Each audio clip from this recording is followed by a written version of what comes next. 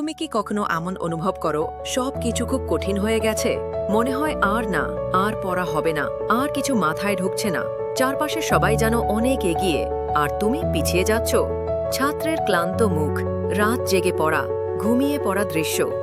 এই অনুভূতি আমাদের সবার হয়, কারণ সফলতার পথ কখনই মসৃণ হয় না। পড়াশোনার রাস্তাটাও তেমনি, কখনো সহজ কখনো কঠিন। কিন্তু মনে রেখো, যারা শেষ পর্যন্ত লড়ে যায় তারাই জেতে।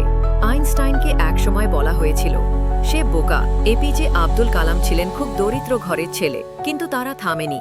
তারা জানত জীবন বদলাতে হলে নিজেকে বদলাতে হবে।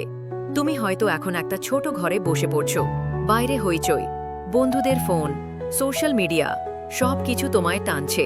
কিন্তু তোমাকে সিদ্ধান্ত নিতে হবে, তুমি সময় নষ্ট করবে নাকি ভবিষ্যৎ বানাবে।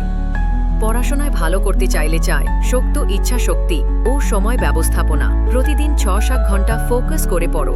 একটি স্টাডি রুটিন বানাও এবং সেটি মানো। মোবাইল থেকে দূরে থাকো যতটা সম্ভব। নিজেকে বলো, আমি পারবই। তোমার প্রতিদিনের ছোট ছোট চেষ্টাই একদিন বড় সফলতা এনে দেবে। হয়তো আজ তুমি ক্লান্ত, কিন্তু এই ক্লান্তি একদিন তোমার বিজয়ের প্রমাণ হবে।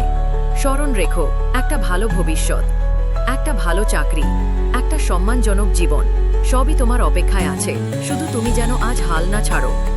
এই ভিডিও যদি তোমার মনে সামান্য হলেও আগুন জ্বালায়, তাহলে এখনই উঠে দাঁড়াও, বই খুলো এবং নিজেকে বলো, আমি পারবো, আমি পারতেই হবে।